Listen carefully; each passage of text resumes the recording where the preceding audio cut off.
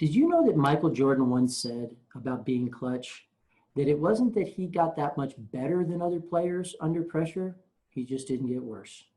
That's what we're looking for from people who use our styles model.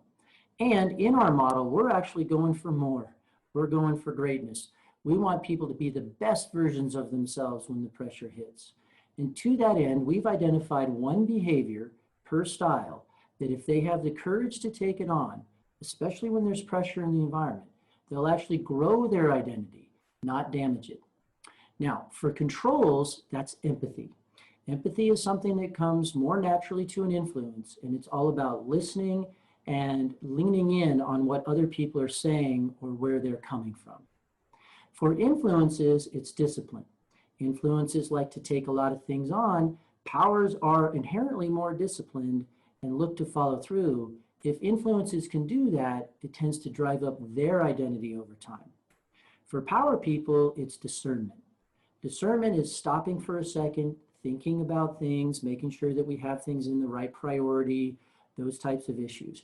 That comes much more natural for an authority, and if a power can take that on, it can vastly improve their identity. And for authority people, it's decisiveness. Decisiveness comes very natural to control people. And for authorities, many times they'll put out options, but maybe not make a recommendation or push their position forward, which can actually really help them if they'll have the courage to take that on. Now, for each one of us, there's actually a tip about what we could do this week. If you are a control person, try attending a meeting and not talking.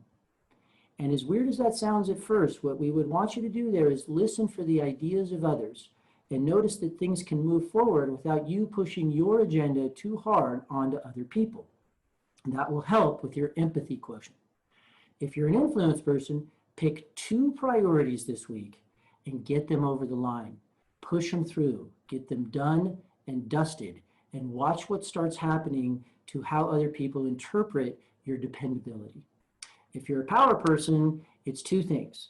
I know I said 1, but it's actually 2. Number 1, say no to something. Yep, N-O. I know that's a hard word, but be very careful. Many times you'll take on too many activities. The other one would be negotiate.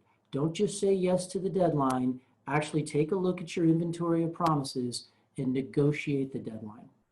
And if you're an authority person, look for a meeting this week that you could drive, that you could actually be the person that sets up the agenda, so decides what order things are discussed, what actually makes it onto the agenda, and during the meeting, look to push towards a particular outcome. So really take a position and try to lead things to the finish line. So for each of us, there's something that we can work on to be the best versions of ourselves under pressure. Take it on, see what happens, and let us know. Either reach out to us directly or comment below. We'd love to hear from you. Thank you.